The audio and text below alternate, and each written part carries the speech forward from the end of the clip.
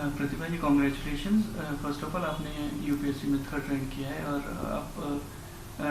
मैं ये जानना चाह रहा था कि कैसे क्या तैयारियां करी थी और क्या चीज़ें जो है अब जो एस्पिरेंट्स हैं यूपीएससी के वो ध्यान रखें करते हैं।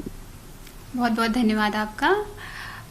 मैंने तैयारी 2016 में शुरू की थी, और उस टाइम पे सबसे पहले मेरा यही उद्देश्य था कि सबसे पहले अपने बेसिक्स स्ट्रॉन्ग करने हैं। तो बेसिक नॉलेज के लिए 5-6 सब्जेक्ट्स हैं जिस पे आपको बहुत सारा कमांड होना चाहिए, जैसे polity, history, geography, science, technology और एनवायरनमेंट। ये सब्जेक्ट्स पे आपको पूरी तरह कमांड होना चाहिए। तो इसके लिए एक आपको बेसिक सोर्स तैयार करना होगा जिसको आपको बार बार रिवाइज करना पड़ेगा। और दूसरी सबसे इम्पॉर्टेंट चीज़ है करंट अफेयर्स। उसके लिए आपको डेली न्यूज़पेपर पढ़ना पड़ेगा और आपको खुद के अपने नोट्स प्रिपेयर करने पड़ेंगे। जितने भी सोर्सेज से आप पढ़ रहे हैं वहाँ से इम्पॉर्टेंट पॉइंट्स आप नोट्स में लिखिए। और तीसरी सबसे ज़्यादा ज़रूरी चीज़ है रिवीजन करते रहना बार बार आपने जो भी पढ़ा है। बहुत सारा मटेरियल पढ़ के आपको कोई फ़ायदा नहीं होगा जब तक आप उसको रिवाइज नहीं करते, जब तक वो आपको याद नहीं रहती। तो आपको उस पर ध्यान देना पड़ेगा। फिर चौथी चीज़ है प्रैक्टिस। आपको क्वेश्चंस की प्रैक्टिस बार बार करनी पड़ेगी। चाहे प्रीलिम्स का एग्जाम हो, आपको उसके लिए मल्टीपल चॉइस क्वेश्चंस प्रैक्टिस करने पड़ेंगे। कम से कम 30 से 40 टेस्ट आपको लगाने पड़ेंगे बिफोर प्रीलिम्स के एग्जाम में। और फिर मेंस के टेस्ट के लिए आपको बहुत सारी आंसर राइटिंग करनी पड़ेगी, एसेज लिखने पड़ेंगे। जब तक प्रैक्टिस नहीं करेंगे तब तक आपको पता नहीं चलेगा कि आपके स्ट्रॉन्ग पॉइंट्स क्या हैं।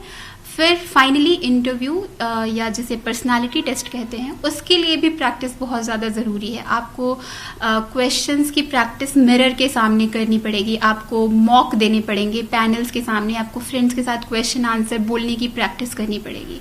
So practice is a very important part of this preparation. एक और आपने चूज किया और किस वजह से किया? मैं यूपी से बिलोंग करती हूँ, सुल्तानपुर डिस्ट्रिक्ट से। तो इसकी वजह से सबसे पहला कार्डर प्रेफरेंस में मैंने होम कार्डर ही डाला है। तो मेरी फर्स्ट प्रेफरेंस यूपी है, उसके बाद मैंने एमपी प्रेफर किया है, फिर राजस्थान।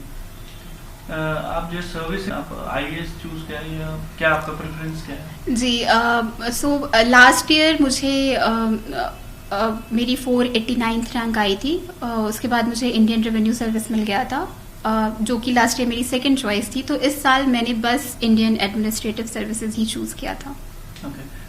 एक चीज जो ऑनलाइन हो रहा है, तो काफी एजुकेशन स्कूल्स को भी ऑनलाइन किया जा रहा है। तो क्या अब आने वाले टाइम में ये पॉसिबल है कि यूपीएससी की प्रिपरेशन भी ऑनलाइन हो सकेगी, या यूपीएससी की प्रिपरेशन करना ऑनलाइन मुश्किल होता है? ऑनलाइन बहुत सारा मटेरियल मिलता है स्टूडेंट्स को, न्यूज़ के टर्म्स में हो या फिर आपका स्टैटिक सिलेबस। तो बहुत सारा मटेरियल, वीडियोस यूट्यूब पे बहुत सारे मिलते हैं जिसके थ्रू कैंडिडेट्स प्रिपेयर करते हैं। तो ऑनलाइन एजुकेशन आज बहुत बड़ा मीडियम बन गया है प्रिपरेशन का, नॉट जस्ट सिर्फ अर्बन एरियाज में रहने वाले कैंडिडेट्स के लिए नहीं, बल्कि इसकी वजह से रूरल एरियाज के कैंडिडेट्स के लिए अपॉर्चुनिटी बहुत बढ़ गई है। एंड जैसे जैसे कोविड आया है, आप जानते होंगे कोचिंग्स ऑलमोस्ट बंद हो गई हैं, स्टूडेंट्स आ नहीं रहे हैं दिल्ली, तो उसकी वजह से कोचिंग्स अपना क्लासेस ऑनलाइन शिफ्ट कर रही हैं। तो ये बहुत ही एक तरीके से पॉजिटिव चेंज भी है कि बच्चे अपने घर के माहौल में रह के तैयारी कर पाएंगे, जहाँ पे उनके पास पूरा सपोर्ट है, उनकी हेल्थ अच्छी रहेगी, उनको प्रॉपर न्यूट्रिशन मिलेगा और पूरा इकोसिस्टम घर का थोड़ी शांति के साथ वो पढ़ाई कर सकते हैं। ये भी अच्छी तरीके से बात है। और फाइनेंशियली वीकर बैकग्राउंड से जो कैंडिडेट्स हैं, जो अफोर्ड नहीं कर सकते दिल्ली में रहना, उनके लिए भी बहुत बड़ी अपॉर्चुनिटी इससे मिलेगी। तो अभी भी इस कोविड के पहले भी आधे से ज़्यादा प्रिपरेशन ऑनलाइन शिफ्ट हो गई थी, और कोविड के बाद आई थिंक बहुत हद तक ये 70 to 80% प्रिपरेशन ऑनलाइन मोड में होगी, जो कि बहुत ही पॉजिटिव बात है। अब आप जो है इन फ्यूचर सारी सीनियर पोस्ट भी होल्ड करेंगी गवर्नमेंट में, सो कौन सी 2 चीजें हैं जो आप सिस्टम में चाहेंगी कि चेंज करें? कॉलेज के टाइम से मैं एनएसएस नेशनल सर्विस स्कीम के थ्रू मैं 2 एरियाज में बहुत ज़्यादा काम करती थी। एक एजुकेशन था, क्वालिटी ऑफ एजुकेशन इम्प्रूव करना बच्चों की, दूसरा था वुमेन एम्पावरमेंट।